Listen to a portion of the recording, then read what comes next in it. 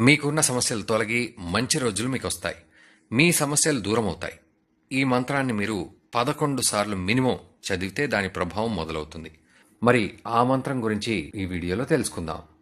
పూజ చేస్తే శత్రుపీడ తొలగి మంచి ఫలితాలు కలుగుతాయి. మీరు గనక ఈ మంత్రాన్ని ప్రతిరోజు 11 సార్లు పఠిస్తే మీ కోరికలు నెరవేరుతాయి. అలాగే హనుమాన్ కృప లభిస్తుంది. మరి ముందుగా హనుమాన్ ముందు కాస్త నీటిని వదిలి హనుమాన్ని నమస్కరించుకోండి. మంత్ర జపానికి చాలా మహిమ ఉంటుంది. మంత్రాన్ని జపించే ముందు శుద్ధిగా శుచిగా ఉండి మనసులో ఎటువంటి ఆలోచనలు లేకుండా శుద్ధిగా ఆ హనుమంతుడి పూజను ఆచరించాలి.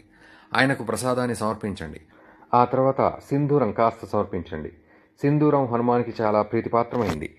ఇక ఆ తర్వాత మంత్రాన్ని జపించాల్సి ఉంటుంది. మరి ఆ మంత్రం ఈ విధంగా ఉంది.